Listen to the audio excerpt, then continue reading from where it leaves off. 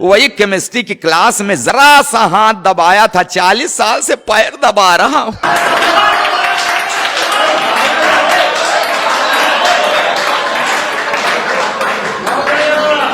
अपनी तरह का एक ऐसा कवि इलाहाबाद से हमारे बीच में आए हैं, जिनकी शैली, शिल्प, बात करने का लहजा अपने आप में एक विशिष्ट है। राधेश्याम भारती इलाहाबाद से हमारे बीच में है। जोरदार तालियां बजाकर आमंत्रित करिए। नौजवान मनोज जी मुझको देख करके हंसते हैं, चेहरा देखते हैं, बाल देखते हैं, ये भी कवि हैं।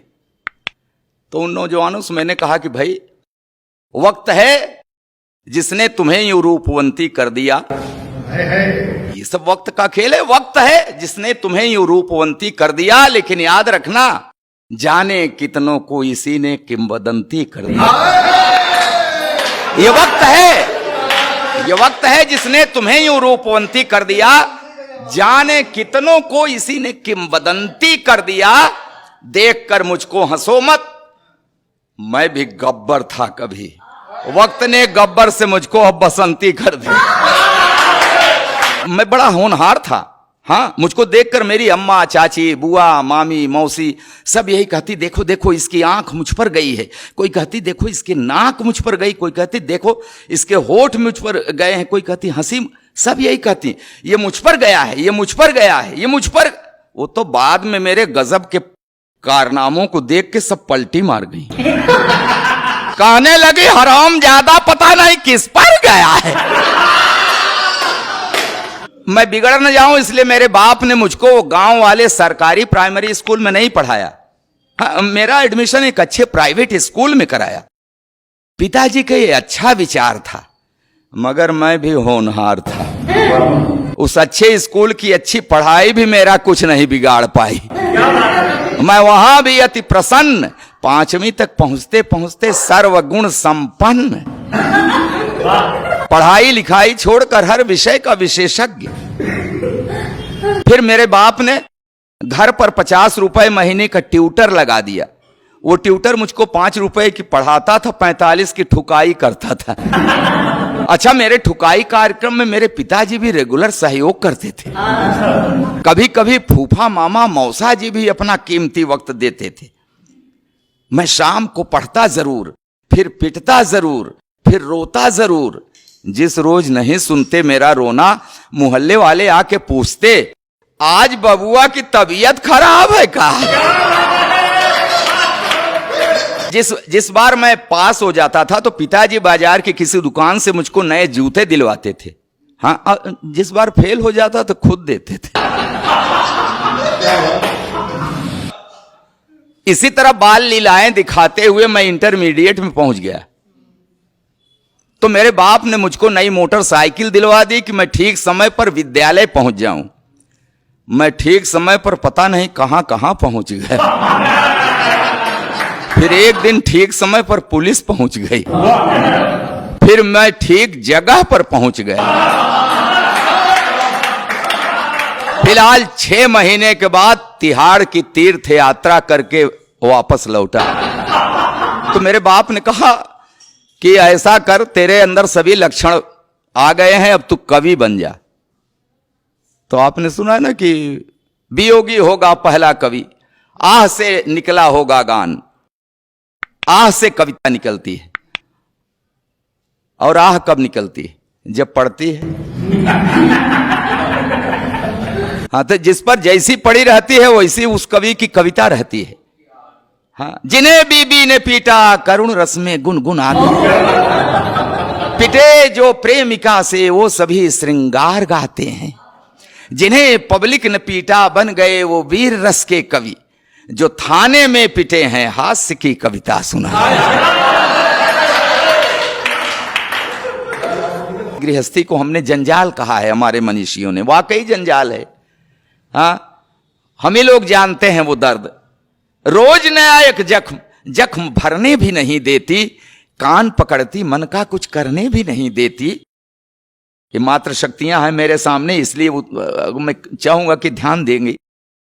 हाँ हाँ, कि रोज नया एक जख्म, जख्म भरने भी नहीं देती, कान पकड़ती, मन का कुछ करने भी नहीं देती।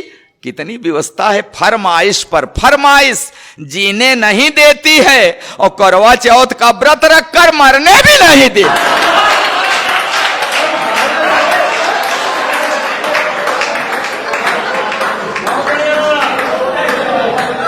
कैसे सांसत में हम लोग जी रहे हैं, अब क्या बताएं।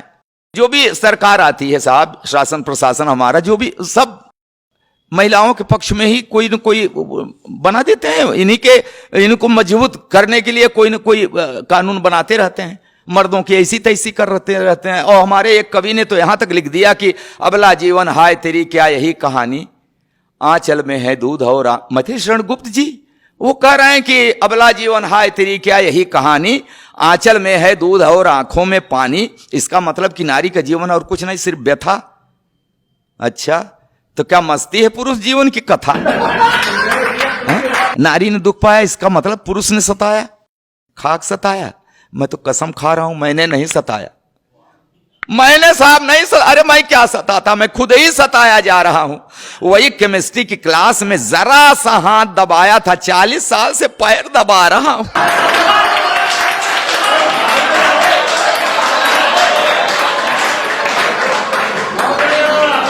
अच्छा, विदाई के समय रो रही थी। अरे साहब क्या है, आपके दर्द, आपका भी दर्द मेल खा रहा है हमारे। विदाई के समय रो रही थी, फूट फूट कर रो रही थी। तो मैंने कसम लिया कि इसे कभी कष्ट नहीं दूंगा, हमेशा सुखी रखूंगा, तो धीरे धीरे अपने मायके को भूल जाएगी, नहीं रोएगी, चुप हो जाएगी। तब कहां पता था कि ये एक रोज रो रही है, अब जिंदगी भर मुझे रुलाए। मैंने कभी उससे आंख मिलाकर सर उठाकर बात नहीं की। हाँ, हमेशा बड़े अदब से उसे निहारता हूं। उसके पैर के अंगूठे में हल्की सी ठोकर लग जाए, तुरंत बैठकर मुंह से फूंक मारता। जब कभी उसका तेवर गरमाने लगता है, बिना सर्दी जुकाम मेरे गले में बलगम घड़घड़ाने लगे। फिर भी जाने क्यों वो हमेशा मेरे ऊपर ऐंठती है। हे भगवान, पंडित जी बीवी को शादी में बाएं बैठा दे चाहे दाएं, बाद में तो सिर पर ही बैठती।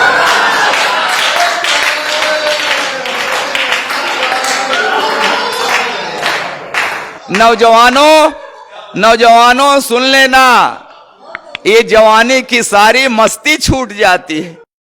आई लव यू की क्लच प्लेट टूट जाती है। करो, पढ़ी लिखी है, तब से लेकर आज तक हर रोज सवेरे रामायण पढ़ती है, दिन भर महाभारत करती है। जब बाजार गई, उसे साड़ी का वही रंग पसंद आया जिसने मेरे चेहरे का रंग उड़ाया। चोरी करूं, बेईमानी करूं, कहीं से लाऊं, ला कर रख दूं हाथ पर गड्डी, तो चाहकने लगती है। प्यार का ओवरफ्लो, सैया सैया की जगह भैया भैया कहने लगा। अच्छा, जिस दिन नहीं पाती पैसा, ऐसी नजरों से देखती है जैसे चबा जाएगी कच्चा। कहती है ऐसे निकम्मे पति से तो प्रेत अच्छा। मैं खाते वक्त अक्सर अचार मांगता हूं, अब क्या करूं। जब देखता हूं कि उसकी भौं तनी है, हिम्मत ही नहीं पड़ती कह दूं कि सब्जी ठीक नहीं बनी है। एक दिन रोटी कड़ी थी, मेरे 2 दांत टूट गए। नहीं, रोटी कड़ी थी, उसके खाने से नहीं टूटे, कह दिया था कड़ी है। बेलन के हवाई हमले से मेरी रूह हिल गई, तभी से मुझे दिव्य दृष्टि मिल गई। अब वो मुझे गधा कहते हैं तो हाँ मैं सिर हिलाता हूं। वो एक शब्द बोलते हैं, मैं पूरा पैराग्राफ समझ जाता हूं। मैंने 2 विश्वविद्यालयों से डिग्रियां ली हैं साहब, मगर इस बात का भी उसके ऊपर कहां असर पड़ता है। कहती है बछड़ा भले 2 गायों का दूध पिए, बड़ा होके बैल ही बनता है। चावल में अक्सर कंकड़, तो मैं कहता हूं अरे भाग्यवान, उस भगवान ने तुझे 2 बड़ी बड़ी आंखें दी हैं, ये चावल के कंकड़ बीन लिया करो जी। तो कहती उसी भगवान ने तुम्हें भी तो 32 दांत दिए हैं, ये चावल के कंकड़ फोड़ लिया करो जी। अब क्या करूं साहब, आज भी हर रोज उससे कोई न कोई शऊर सीख रहा हूं, आंख कान मूंद कर ट्रॉली खींच रहा हूं। जी हां साहब, जी हां, खींच रहा हूं ट्रॉली, मगर खुश हूं, क्योंकि मैं जानता हूं बेशक वो मुझसे लड़ती है, झगड़ती है, मगर मुझे हल्का सा बुखार भी आ जाए तो मेरी कुशलता के लिए तुलसी के नीचे दिया धरती है। कि हां, बेशक वो मुझसे लड़ती है, झगड़ती है, मगर मुझे हल्का सा बुखार भी आ जाए तो मेरी कुशलता के लिए तुलसी के नीचे दिया धरती है, रखती है व्रत उपवास, मनाती है कि अक्षुण रहे हवात, बना रहे 7 जन्मों का साथ। और ये नोक झोंक, ये तो दाम्पत्य का अंग है। मियाँ बीबी से लड़ता है, बीबी मियाँ से लड़ती है, मगर बिखरने मत देना इस दाम्पत्य को, क्योंकि बुढ़ापे में जब बेटे और बहुएं साथ छोड़ देते हैं तो एक को दूसरे के सहारे की बड़ी जरूरत पड़ती है, बड़ी जरूरत पड़ती है, बहुत।